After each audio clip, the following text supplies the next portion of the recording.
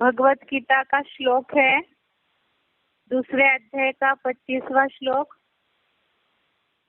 अध्याय सेकंड, श्लोक नंबर 25। श्लोक है अव्यक्तोऽयं चिन्तोऽयम् अविकार्यम् उच्यते तस्माद् देवं विदित्वैनं नानुशोचितुमर्हसि। श्लोक दोबारा एक बार। अव्यक्तोऽयं चिन्तोऽयम् अविकार्यो यम उच्यते तस्मात् देवं विदित्वैनं नानुशोचितुम् अर्हसि। एक बार संधि विच्छेद देखते हैं। अव्यक्त, अयम, अचिंत्य, अयम, अविकार्य, अयम उच्यते तस्मात् एवं विदित्वा एनं न अनुशोचितुम् अर्हसि। संधि विच्छेद दोबारा। अव्यक्त, अयम, अचिंत्य, अयम, अविकार्य, अयम उच्यते तस्मात् एवं विदित्वा एनं न अनुशोचितुम् अर्हसि। अभी शब्दों का अर्थ देखते हैं।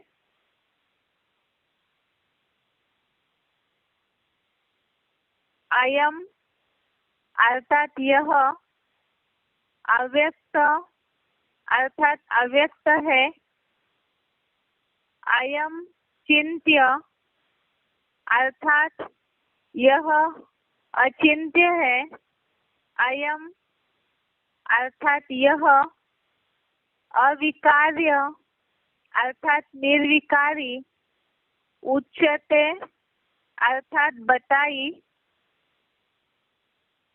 बताई जाती है, तस्मात् अर्थात इसलिए, एनम एवं इसको ऐसा, विदित्वा अर्थात जानकर, अनुशोचितुम अर्थात शोक करने के, न अर्हसि अर्थात योग्य नहीं है। शब्दों का अर्थ दोबारा।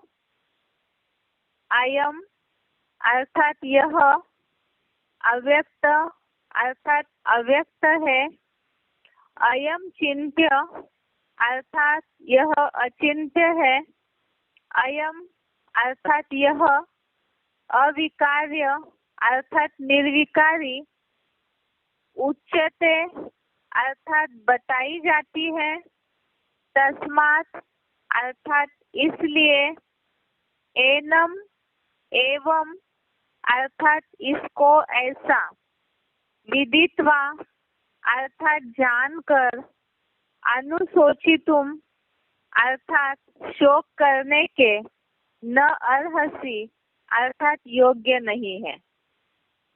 इस श्लोक का अर्थ है यह अव्यक्त है, यह अचिंत्य है, यह निर्विकारी बताई जाती है, इसलिए इसको ऐसा जानकर शोक करने के योग्य नहीं है।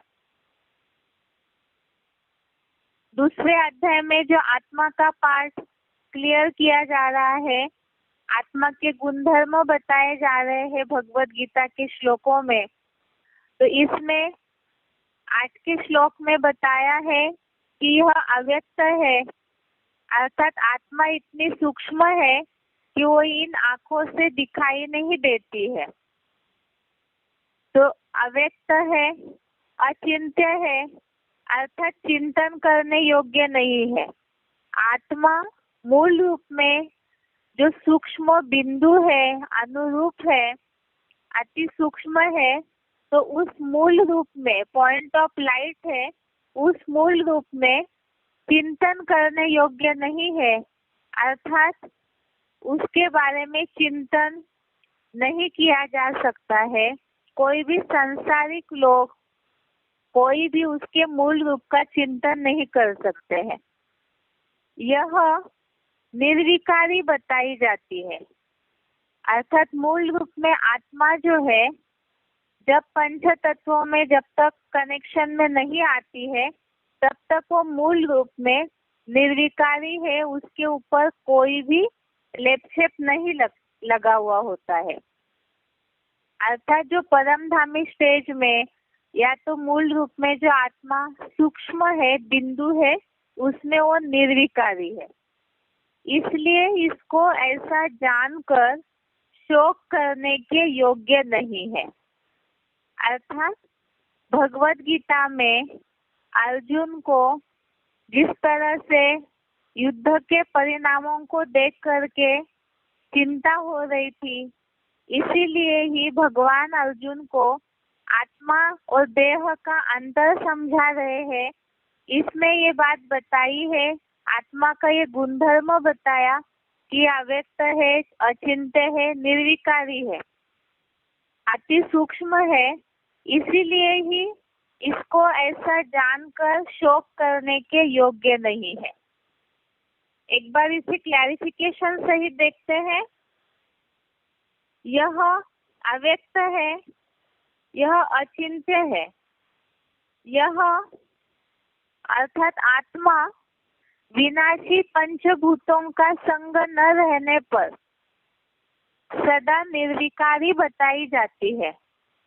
इसलिए इसको ऐसा पृथ्वी जल आदि पंचभूतों से पृथक जानकर शोक करने के योग्य नहीं है, क्योंकि आत्मा सुख शांति रूप है। यहाँ जो बात आई है कि आत्मा अव्यक्त अचिंत्य है और साथ में ही निर्विकारी है, तो निर्विकारी आत्मा तब तक है जब तक वो पंचभूतों के संग में नहीं आई है। शरीर जो 5 तत्वों का, पंचभूतों का पुतला कहा जाता है, आत्मा जब तक उससे अलग है, शरीर धारण नहीं किया है, तो तब आत्मा मूल रूप में निर्विकारी है। और प्रकृति जो सत्व रज तम 3 गुणों से प्रसारित होती है और शरीर प्रकृति से बना हुआ है, आत्मा जैसे ही उसके संग में आती है तो उसके ऊपर लेप छेप लगना शुरू होता है। इसीलिए ही इसको माना आत्मा जो है वो पृथ्वी जल आदि पंचभूतों से पृथक अर्थात अलग है। इसीलिए ही इसको ऐसा जान करके शोक करने के योग्य नहीं है। महाभारत युद्ध में जहाँ अर्जुन को ये बात लग रही है कि इस तरह से युद्ध के परिणाम के बाद जो भी दुख होगा, जो बोला है कि रक्त से सने भोगों को भोगेंगे, इससे दुख होगा, जो भी परिणाम है, इसी के लिए ही भगवान ने अर्जुन को समझाया कि आत्मा शरीर से अलग है, पंचभूतों के जो तत्व है, पंच तत्व उनसे अलग है। इसीलिए ही उस ऐसा जान करके शोक करने योग्य नहीं है, क्योंकि आत्मा सुख शांति रूप है। पहली बात तो है कि यहाँ जो उल्लेख आया है आत्मा निर्विकारी है। जैसे कौरवों की जो गुणधर्म, कौरवों की जो चाल चलन बताई जाती है महाभारत में, तो वो दुखदाई है, देहभान है उनके अंदर ज्यादा, इसीलिए दुखदाई कार्य कर रहे हैं। जिस तरह से राज्य के लिए ही युद्ध हो रहा था, वो कौरव जो है खींचातानी करके उस राज्य को ले रहे थे। तो ये सारी जो अवगुण आते हैं मनुष्यों में, कौरव संप्रदाय में जो भी इस तरह के अवगुण आए, या भीष्म पितामह द्रोणाचार्य ने जो कौरव संप्रदाय वालों का साथ दिया, तो ये जो भी अवगुण अर्थात विकार आते हैं तो वो देह के संग में आने के कारण ही आए हैं। इस भाव से यहाँ बताया है कि मूल रूप में आत्मा जो है वो तो निर्विकारी है, लेकिन जब वो पंच तत्वों के कनेक्शन में आई, देह धारण किया और देहधारियों का संग होने लगा, तब वो विकारों के लेप छेप में आती है। और साथ ही साथ अचिंत्य भी है, उसका चिंतन नहीं किया जा सकता, वो अव्यक्त है, सूक्ष्म है। तो ये सारी बातें तब तक है जब तक वो देह से न्यारी है। इसीलिए ही अर्जुन को ये जो लग रहा है, उनके मन में जो विचार चल रहे थे कि भीष्म पितामह या द्रोणाचार्य, महाभारत में ऐसे दिखाया जाता है कि वो कौरवों का साथ दे रहे हैं, या तो कौरव संप्रदाय जो अर्जुन के भाई है, उसके बावजूद भी जो दुखदाई व्यवहार कर रहे हैं, तो उसके कारण भी अर्जुन की मनस्थिति खराब हो रही थी। इसीलिए ही भगवान ने अर्जुन को समझाया कि मूल रूप में आत्मा जो है निर्विकारी है। अभी इसे हम जो नंबरवार पुरुषार्थी अर्जुन है, उनके लिए इस बात को कैसे लागू करेंगे।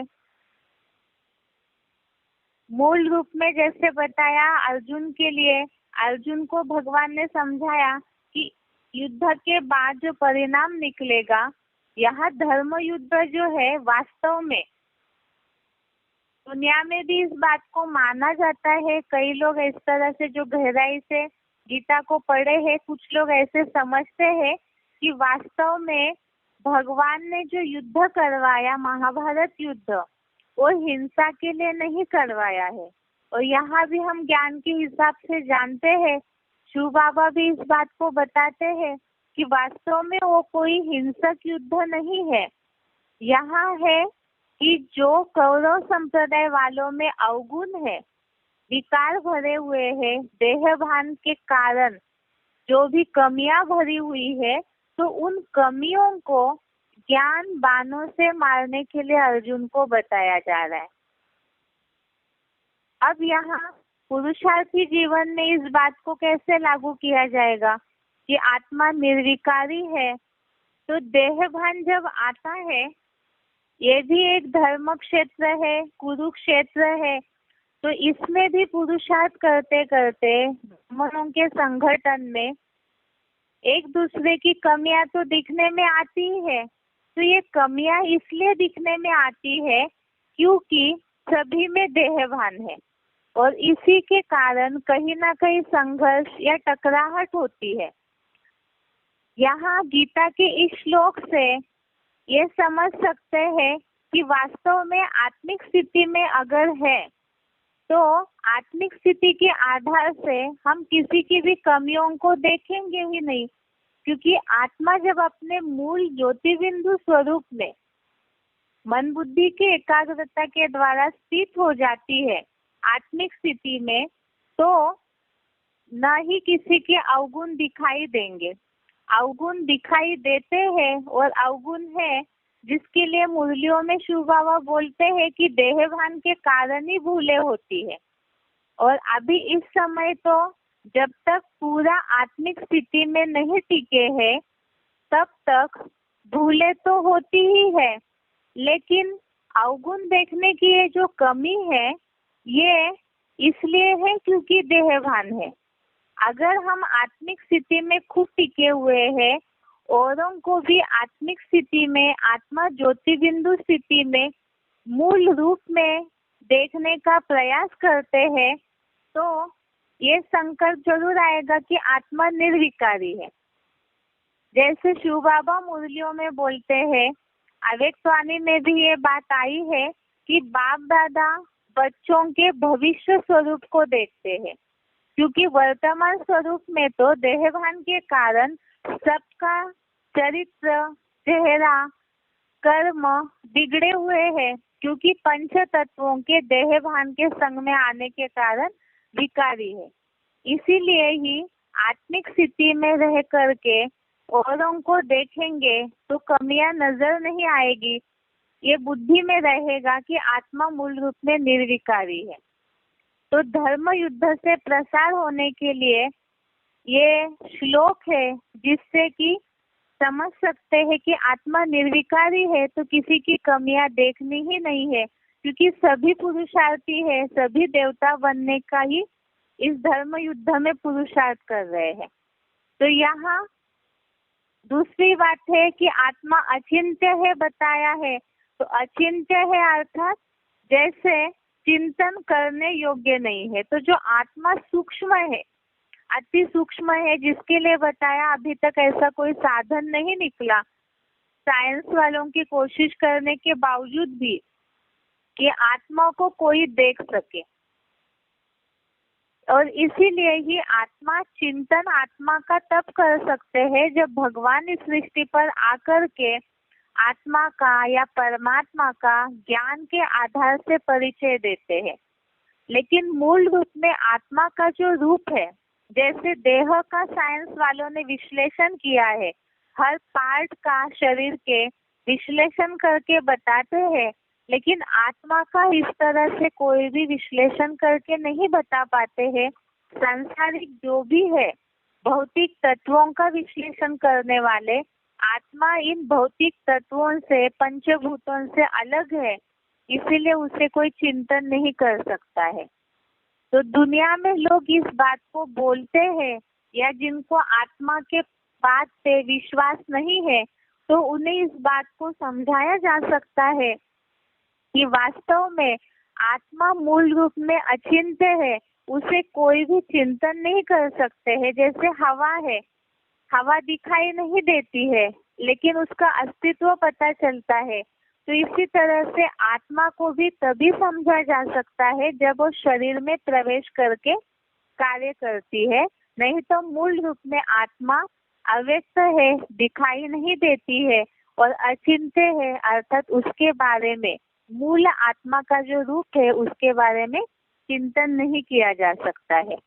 अब अर्जुन को इसीलिए बताया हुआ है, इसीलिए इसको ऐसा जानकर शोक करने के योग्य नहीं है। अर्थात आत्मा अव्यक्त है, अचिंत्य है, निर्विकारी है। तो ये जो कौरव संप्रदाय वाले हैं, युद्ध के बाद तो इसका रिजल्ट यही है, धर्म युद्ध इसीलिए करवाया जा रहा है ताकि उनके अवगुणों का विनाश हो जाए और मूल रूप में अपने आत्मिक स्थिति में टिक जाए। तो इसीलिए ही युद्ध के परिणाम की बात तो अच्छा ही होगा, इसीलिए ही शोक करने योग्य नहीं है। और जैसे दुनियावी जो सामान्य जीवन है उस हिसाब से अगर इस बात को लागू करना है, तो शरीर छोड़ने के बाद जिस तरह से कई बार लोग शोक मनाते हैं, तो वास्तव में आत्मा तो मूल रूप में उसका कोई हनन कर ही नहीं सकता है, उसको कोई नुकसान पहुंचा ही नहीं सकता है, क्योंकि वो सूक्ष्म है, अव्यक्त है, अचिंत्य है और निर्विकारी है। तो इसीलिए भी शोक करने की योग्य नहीं है। और दूसरी बात, ब्राह्मण जीवन में जैसे अभी बताया कि आत्मिक स्थिति में अगर खुद है, रहते हैं और औरों को भी आत्मा के रूप में ही देखते हैं, तो किसी के अवगुण, किसी की गलतियों की तरफ बुद्धि जाएगी ही नहीं। तो इसके कारण जैसे संकल्प चलते हैं मन में पुरुषार्थी जीवन में, कई बार औरों की कमियों को देख करके संकल्प चलते हैं, अप एंड डाउन होते रहती है स्थिति, तो वास्तव में आत्मा तो मूल रूप में निर्विकारी है। तो इसीलिए ही किसी के देहभान वाली कमियों को देख करके सोचने की आवश्यकता ही नहीं है, क्योंकि भविष्य रूप तो सभी का बाप दादा ने बोला कि बाप दादा भी सभी का भविष्य रूप देखते हैं। तो इसीलिए यहाँ पुरुषार्थी जीवन में किसी के भी चलन को देख करके सोचने की आवश्यकता नहीं है, दुख मनाने की आवश्यकता नहीं है। तो इस बात से यहाँ बताया कि इसीलिए ही इसको ऐसा जानकर शोक करने योग्य नहीं है, क्योंकि आत्मा सुख शांति रूप है। तो मूल आत्मा का जो गुणधर्म है वो सुख शांति स्वरूप है। अगर कोई पुरुषार्थी जीवन में दुखदायी बनते भी है तो वो देहभान के कारण, रंग के कारण बन रहे हैं। लेकिन मूल रूप में जब सब आत्मिक स्थिति में टिक जाएंगे तो वो आत्मा के अपने मूल सुख शांति के रूप में ही टिकेंगे। इस तरह से इस श्लोक का अर्थ है, महाभारत युद्ध के हिसाब से बताया कि कौरव पांडवों के बीच का जो युद्ध हुआ है, इसमें जो कौरव संप्रदाय है तो उनके अवगुणों का विनाश होना है, क्योंकि मूल रूप में आत्मा जो है वो निर्विकारी है। इस श्लोक का एक बार अर्थ दोबारा पढ़ते हैं। यह अर्थात आत्मा अव्यक्त है, यह अचिंत्य है, यह विनाशी पंचभूतों का संग न रहने पर सदा निर्विकारी बताई जाती है। इसलिए इसको ऐसा पृथ्वी, जल आदि पंचभूतों से पृथक जानकर शोक करने के योग्य नहीं है, क्योंकि आत्मा सुख शांति रूप है। अर्थात कौरवों ने पांडवों को दुख दिया देहभान के कारण, लेकिन आत्मा मूल रूप में सुख शांति रूप है। तो इसीलिए ही भगवत गीता में भी भगवान ने अर्जुन को आत्मा का पाठ पक्का करवा दिया, आत्मा के सारे गुणधर्म बता दिए। और यहाँ भी शिव बाबा जो पढ़ाई पढ़ा रहे हैं राज्यों की, आध्यात्म विद्या की, तो उसमें भी शिव बाबा यही बता रहे हैं कि मूल रूप में आत्मा है हम, और आत्मिक स्थिति में जितना टिकेंगे, देहभान से न्यारे होने का पुरुषार्थ करेंगे, तो उतना ही आत्मा अपने मूल रूप में सुख शांति स्वरूप में टिक जाएगी। ये आज के श्लोक का अर्थ है। एक बार इसे उच्चारण सहित सुनते हैं।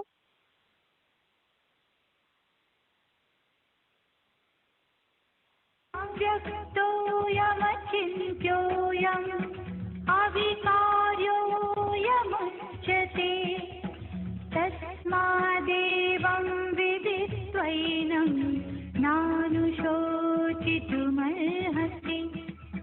यह अव्यक्त है, यह अचिंत्य है, यह विनाशी पंचभूतों का संग न रहने पर सदा निर्विकारी बताई जाती है।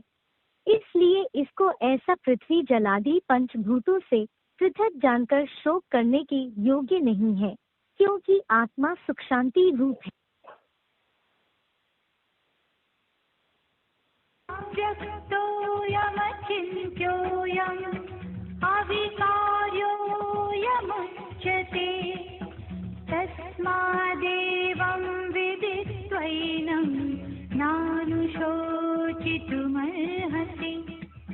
यह अव्यक्त है, यह अचिंत्य है, यह विनाशी पंचभूतों का संग न रहने पर सदा निर्विकारी बताई जाती है। इसलिए इसको ऐसा पृथ्वी जलादि पंचभूतों से पृथक जानकर शोक करने की योग्य नहीं है, क्योंकि आत्मा सुख शांति रूप है।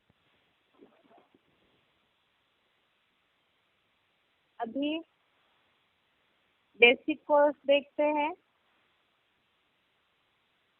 बेसिक कोर्स में हम समझ रहे थे कि स्वस्थिति का अभ्यास करना है तो किस तरह से देहभान से न्यारा होने के लिए क्या करना होगा। सबसे पहली स्टेप, मन की चंचलता को कम करना है, एकाग्र होना है। मन बुद्धि को आत्मा ज्योतिर्बिंदु को खींच के ले जाना है। और उसके लिए क्या करना होगा, तो जहाँ जहाँ मन देह के संबंधियों पदार्थों में जा रहा है, उसे किस तरह से एकाग्र करना है, धीरे धीरे करके, नियमित करके। इसके लिए हमने देखा श्लोकों में कि कछुए की तरह संकीर्ण करने की, जहाँ जहाँ बुद्धि जा रही है इंद्रिय सुखों में, उन सारे इंद्रियों के सुखों को समेटना है। अर्थात उससे धीरे धीरे करके मन बुद्धि को, इंद्रियों को भी नियंत्रित करना है, और उसके साथ साथ मन बुद्धि का भी बैलेंस बनाना है। इसके साथ साथ ही फिर बताया कि जब इंद्रियों को भी नियंत्रित करना है मन की चंचलता कम करने के लिए, तो क्या कुछ भी नहीं करना है, सब छोड़ के बैठना है क्या सन्यासियों की तरह? तो गीता में ऐसे भी नहीं बोला है, क्योंकि हठयोग करते हैं या जबरियन इंद्रियों के कर्मों को रोकते हैं तो उन्हें गीता में मिथ्याचारी कहा है। तो जबरियन ये नहीं कि आंख बंद करके बैठे और मन से सारे सुखों को सोचते रहे। यहाँ तो मूल बात है मन को कंट्रोल करने के लिए इंद्रियों के कंट्रोलिंग की धीरे धीरे करके प्रैक्टिस करनी है। जिसके लिए बताया कि ये कैसे संभव है, क्योंकि इंद्रिय तो अपने सुखों की ओर खींचती ही है। तो बताया जो नियत किए हुए कर्म है उन कर्मों को शरीर निर्वाह तो करना ही है। तीसरे अध्याय का 8वां श्लोक, अध्याय 3 श्लोक नंबर 8, इसमें देखा कि जो नियत किए हुए कर्म है उन्हें तो करना ही है, नहीं तो शरीर निर्वाह सिद्ध नहीं होगा। तो ऐसे नहीं है कि सब कुछ छोड़ करके शरीर निर्वाह का ध्यान न दे करके बैठ जाए, ये सही नहीं है। तो मन से इंद्रियों को नियमित करते हुए कर्म करना है। ये कैसे संभव है? इंद्रियों से कर्म कर रहे हैं और मन नियमित रहे, तो इसके लिए ही संभव है ऐसा कंट्रोल कि इंद्रियों से कर्म कर रहे हैं लेकिन मन स्थिर है। उसके लिए ही गीता का 5वें अध्याय का 8वां और 9वां श्लोक देखा। अध्याय 5 श्लोक नंबर 8, 9, इसमें ये बात बताई है इंद्रियों से कर्म करते हुए भी मन पर इंद्रियों के विषय भोगों का अर्थात इंद्रियों पर जो सुख ले रहे हैं उसका असर न हो। ये कैसे संभव है? इसी को इस श्लोक में बताया कि जो 0 पाठधारी है, योगी है, तो उनके लिए बताया कि जो आत्म ज्योति में स्थिर योगी अकर्ता है, तो सब कुछ करते हुए जो स्वाभाविक कर्म है वो कर्म करते हुए भी जैसे कि कुछ नहीं करता है। तो शिव बाबा की याद मग्न होने पर ही ऐसा कंट्रोल संभव है। वो जब कर सकता है, अर्थात जो अव्वल नंबर है, एक योगी जब इस तरह से कर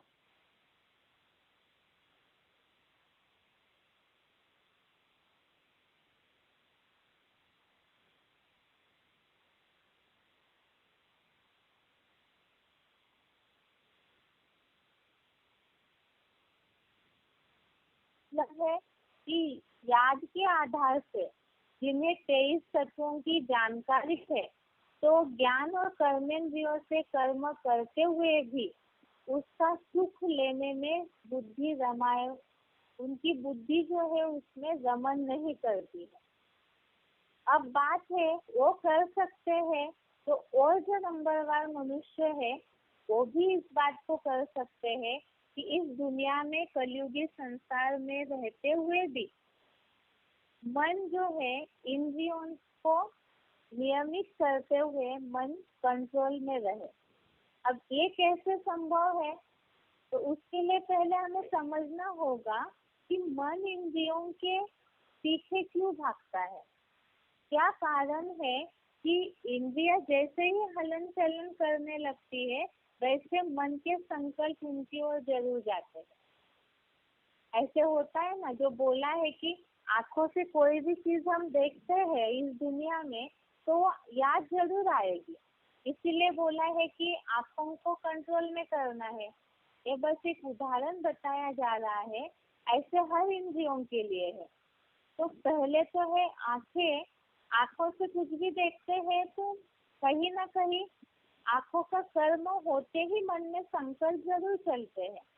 अर्थात ये है कि इंद्रियों के पीछे मन इसलिए भागता है सुख की चाह में।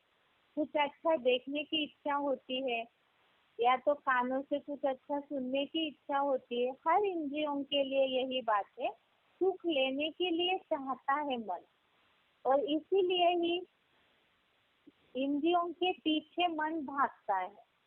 और इसलिए क्योंकि आसक्ति या लगाव है सुख लेने में, इतना अटैचमेंट मन को या इंद्रियों को लगा हुआ है जो हमेशा सुख की चाह की प्यासी है।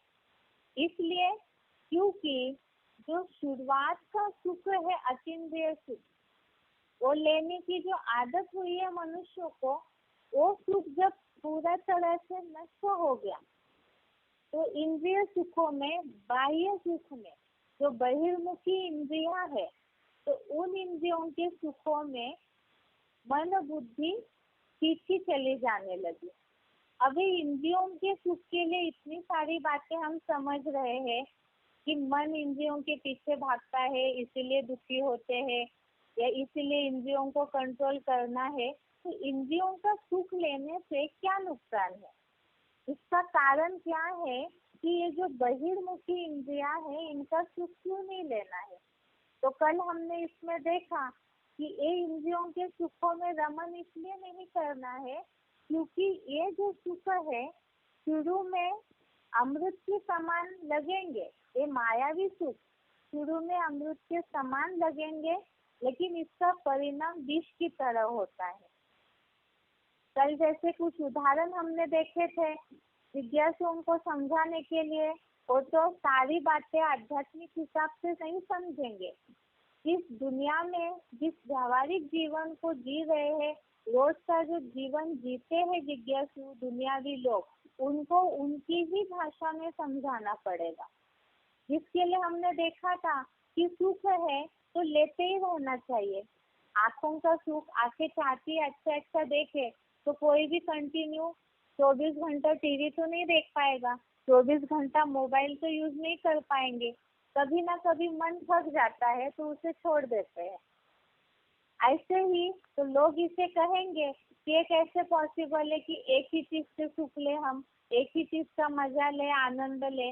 अलग अलग इतने सारे शरीर में इंद्रिया है, तो हर इंद्रिया से अलग अलग प्रकार का जो सुख मिलता है, तो हर इंद्रिया का सुख लेना चाहिए। तो इसका मतलब ये है कि सुख की चाह में, जिससे अच्छा लगे, मन को अच्छा लगे, शांति की महसूसता हो, इसीलिए हर इंद्रियों के सुख के पीछे भागते हैं।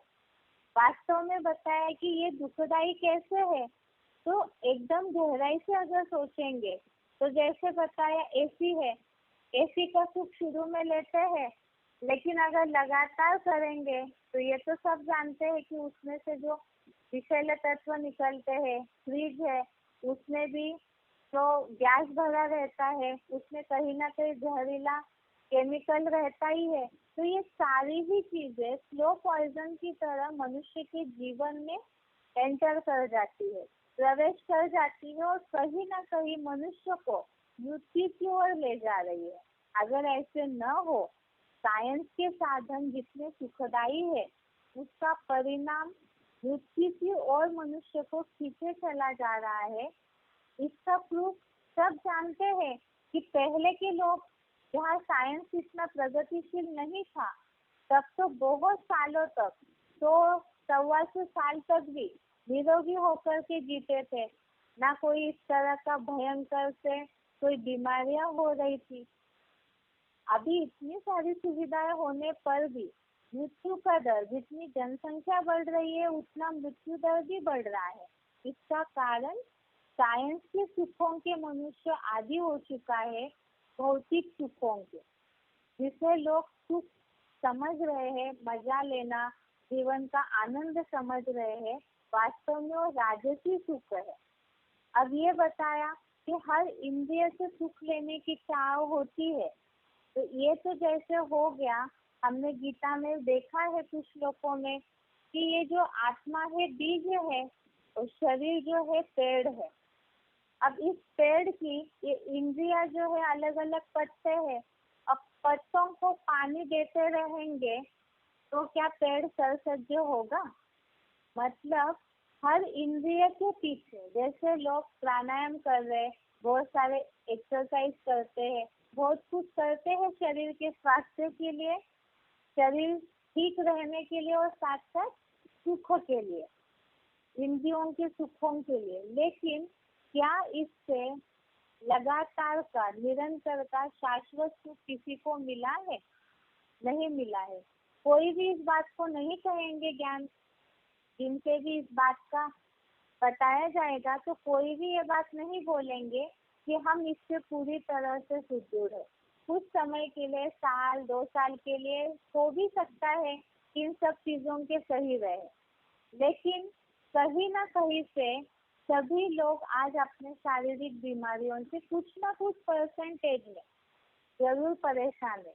अर्थात इंद्रियों का सुख जो है लेते लेते कहीं ना कहीं वो दुखदायी बनता ही है।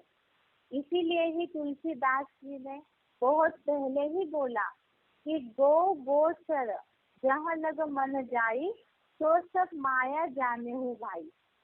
इंद्रियों का सुख जो है वो मायावी सुख है। चमक दिखती है लेकिन वास्तव में वो चमक असली चमक नहीं है, वो सिर्फ दिखती है चमक। तो ऐसे क्यों बोला है? वो अर्थात इंद्रिया, और ये जो इंद्रिया है वो गोचर अर्थात इंद्रियों में जहाँ जहाँ मन विचरण करेगा, जहाँ जहाँ मन उन इंद्रिय सुखों में जाता है तो वो सब माया है। माया अर्थात वो खींचता जरूर है चकमक की तरह, लेकिन वास्तव में वो असली सुख नहीं है, मायावी सुख है।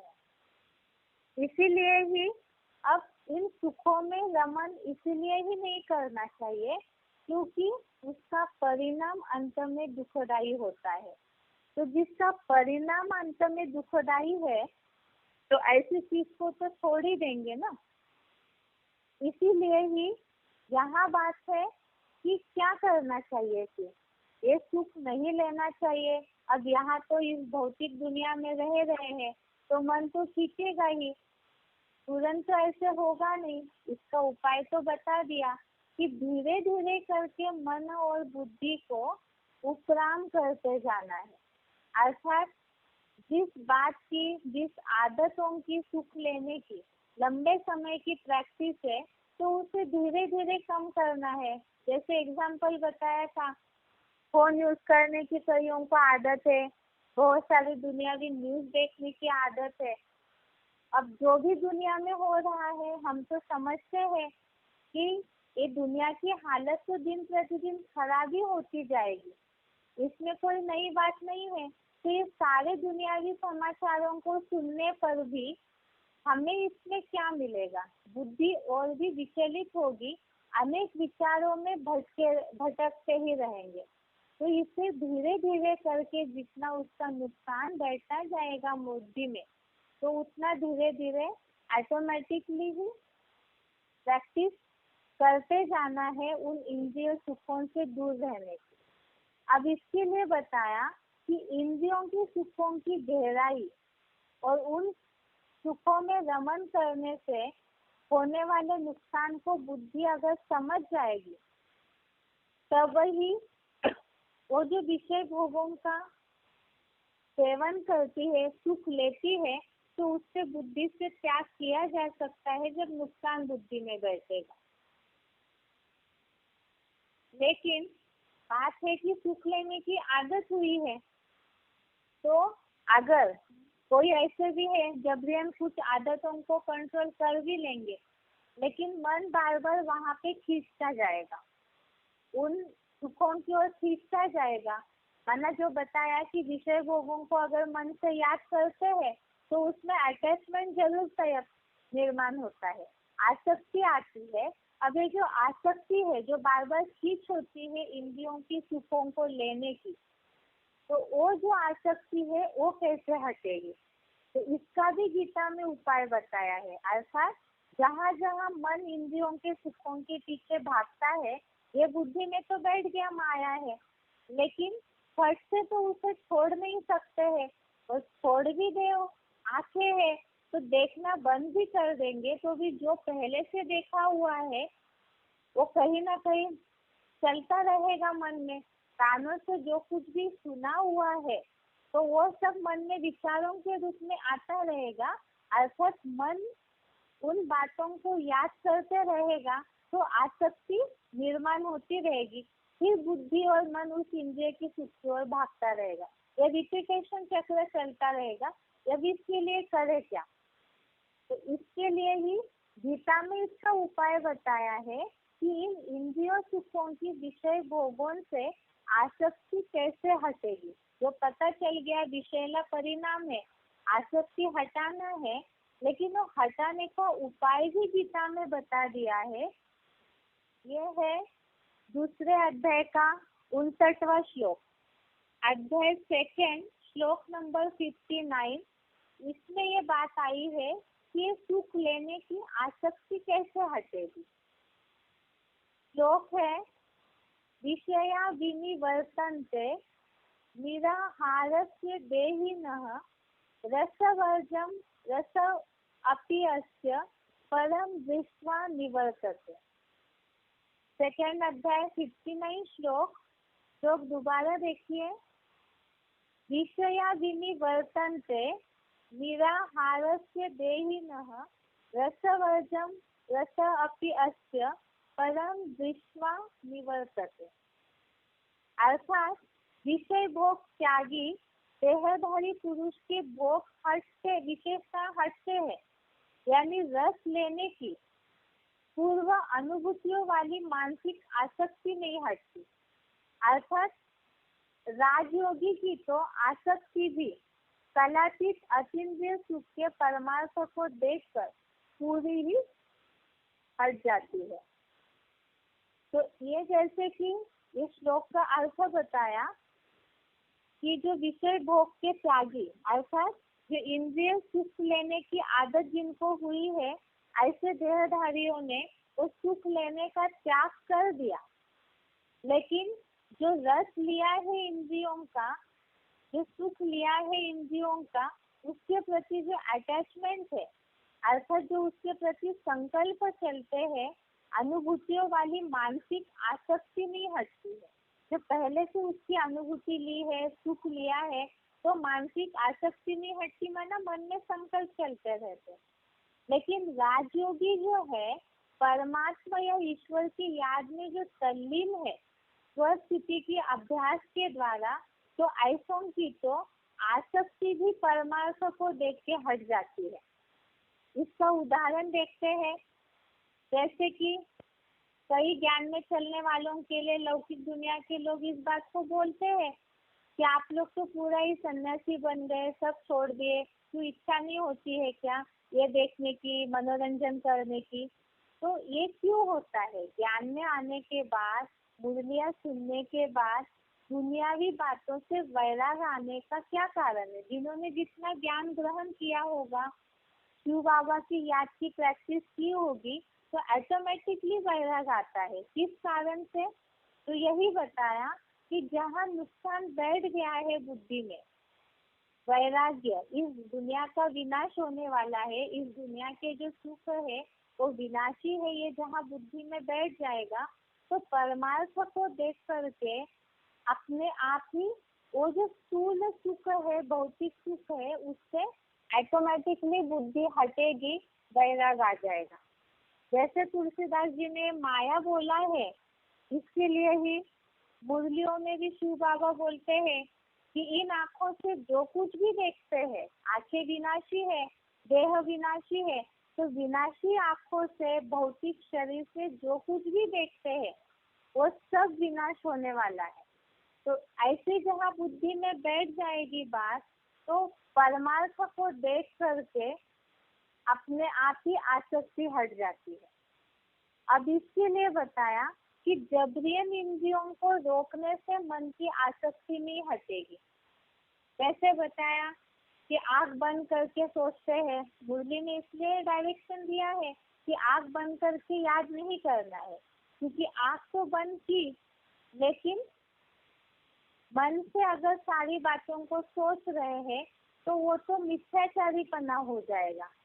इससे मन की चंचलता नहीं समाप्त हो जाती है।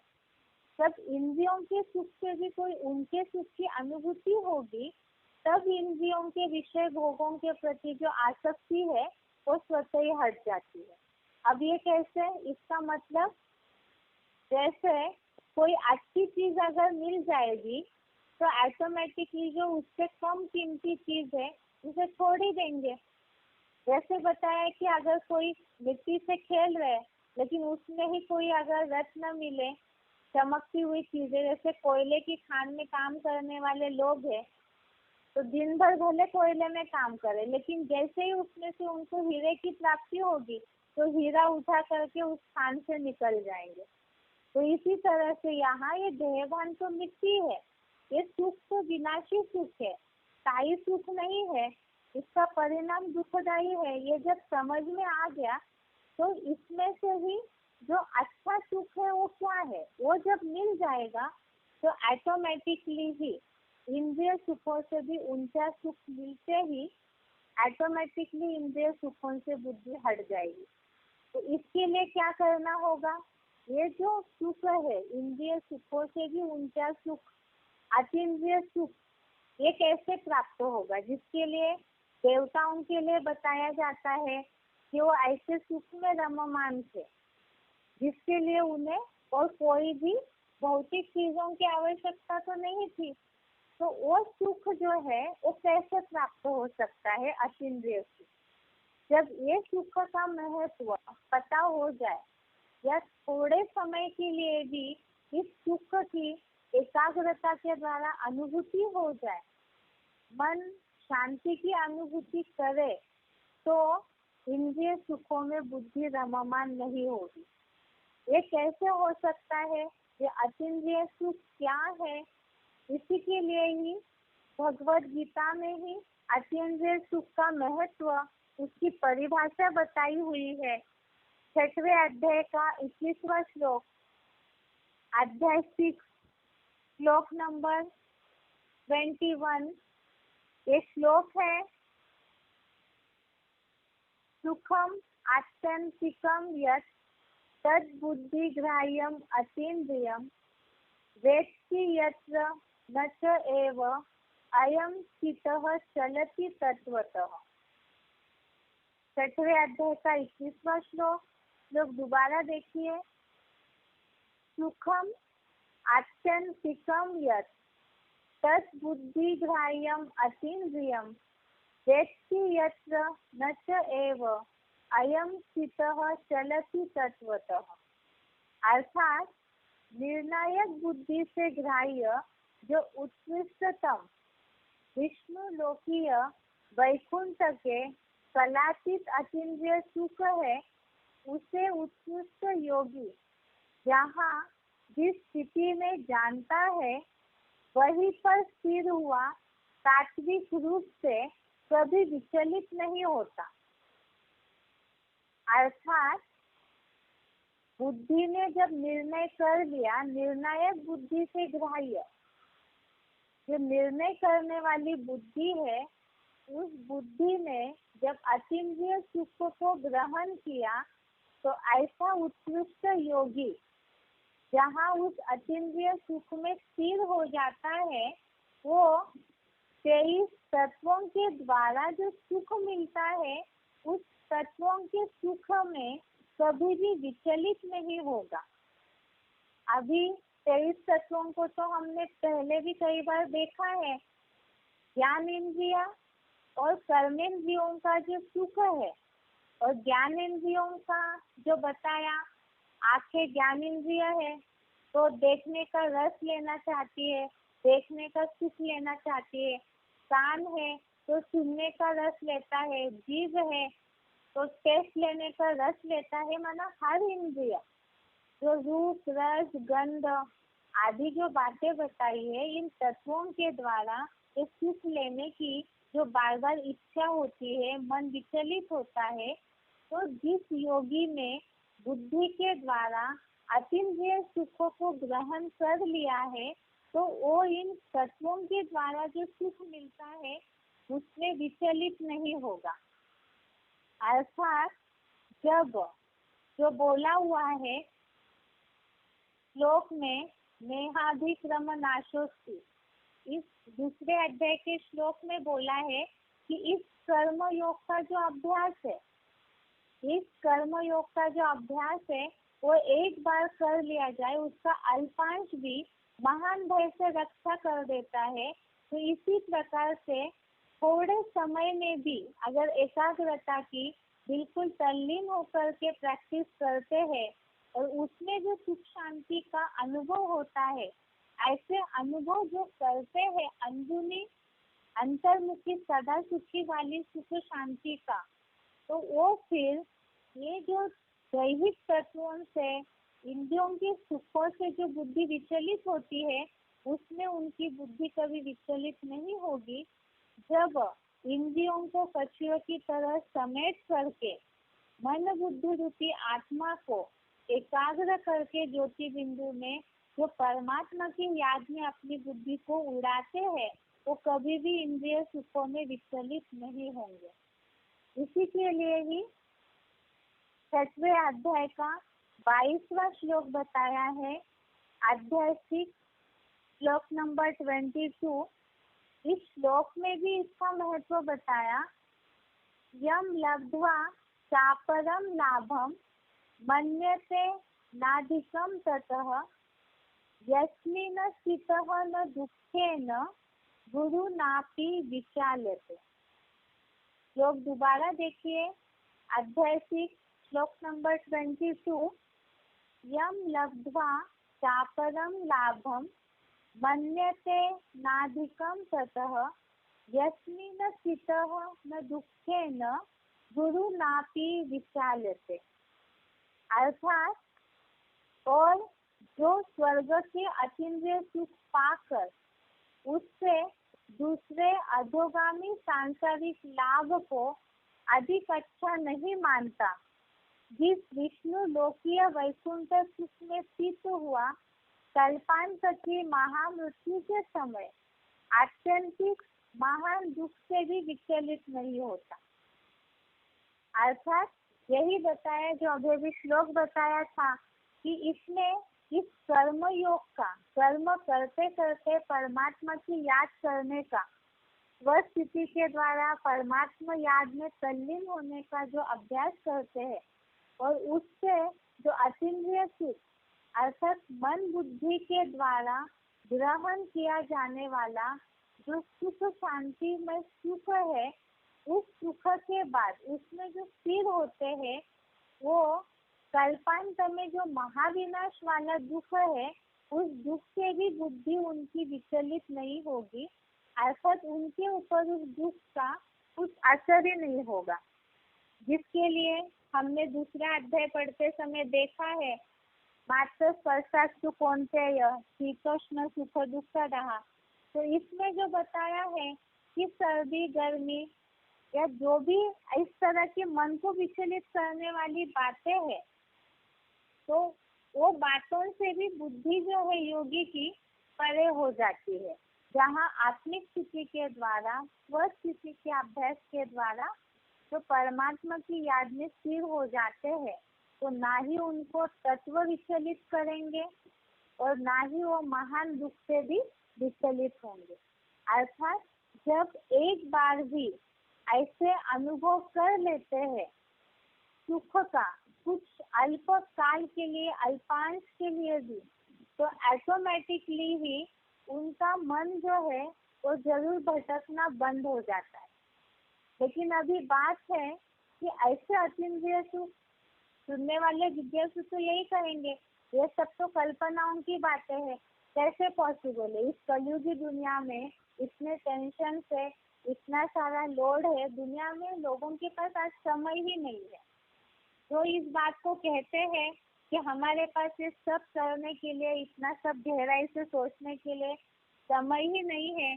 तो उनसे ये पूछना है कि जब काल का बुलावा आता है, तो चाहे कितना भी अरबपति हो, कैसा भी व्यक्ति हो, चाहे अमेरिका के पीएम हो, चाहे दुनिया में कितना भी बिजी व्यक्ति हो, लेकिन जहाँ काल का बुलावा आता है, तो वहाँ अपने आप ही सबका समय निकल आता है।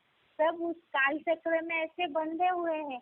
तो इसी तरह से उसके पहले ही ऐसी तैयारी क्यों न करें जिससे कि हमें ऐसे सुख की प्राप्ति हो, जो महान जो भय है मृत्यु का, उससे भी विचलित न हो। अर्थात ही ऐसे याद की, ऐसे योग की प्रैक्टिस करें कि महाविनाश के समय भी स्थिर होकर के रह सके। इसीलिए ही इसके लिए बोला है यहाँ कोई 24 घंटे दुनियावी स्कूलों की तरह रात दिन 12 घंटे जग के पढ़ने की भी आवश्यकता नहीं है। तो यहाँ बात है थोड़ा सा अल्प अंश बोला हुआ है, तो थोड़ा सा ही अगर थोड़ी प्रैक्टिस करते हैं तो भी उस सुख से एक बार अनुभूति हो जाती है, तो मन अपने आप ही उस बुद्धि के द्वारा ग्रहण करने वाले सुख की ओर खींचा जाएगा और वो सुख अनुभव करने की प्रैक्टिस हो जाएगी। लेकिन ये अतीन्द्रिय सुख अनुभव कैसे होगा? इस कलयुगी टेंशन वाली दुनिया में क्या इस तरह की प्रैक्टिस संभव है? ऐसे हो सकता है कि इस कलयुगी दुखों की दुनिया में भी ऐसी स्थिति का अनुभव हो सकता है। तो इसके लिए हम मुरलियों के आधार से तो समझते हैं, जो शिव बाबा ने बोला है कि नर्क की दुनिया के बीच में मैं तुम बच्चों को स्वर्ग का वर्षा देता हूँ। अर्थात जहाँ नर्क की दुनिया के बीच में स्वर्ग का वर्षा, अर्थात स्वर्ग में ही अतीन्द्रिय सुख होता है, तो कैसे मिल सकता है? तो बताया जहाँ परमार्थ को देख करके योगियों की 23 तत्वों से जो सुख लेने की आदत है उसमें बुद्धि विचलित नहीं होगी। लेकिन ये सुख अतीन्द्रिय सुख मिले नर्क की दुनिया के बीच में ही स्वर्ग की वह स्थिति के द्वारा अनुभूति हो, उसके लिए क्या करना चाहिए?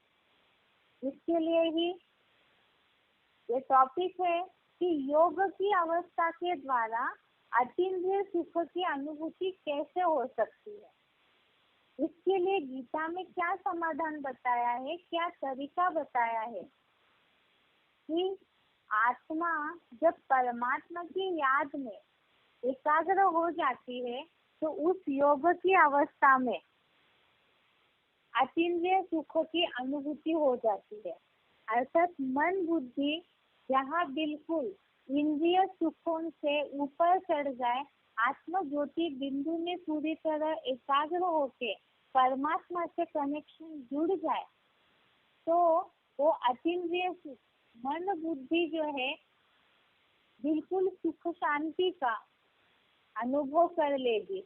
एकदम निरंतर जो शाश्वत शांति है जिसे कोई हिला नहीं सकता है, ऐसे शांति की उस योगिक अवस्था में अनुभूति होती है। वो कैसे होगी? उसके लिए ही गीता में 7वें अध्याय का 19वां श्लोक बताया है। अध्याय 6 श्लोक नंबर 19। ये श्लोक है, यथा दीपो निवातस्थो न इंगते सोपमा स्मृता योगिनो यत चित्तस्य युञ्जतो योगम आत्मनः। अध्याय 6 श्लोक नंबर 19 श्लोक है, यथा दीपो निवातस्थो न इंगते सोपमा स्मृता योगिनो यत चित्तस्य युञ्जतो योगम आत्मनः।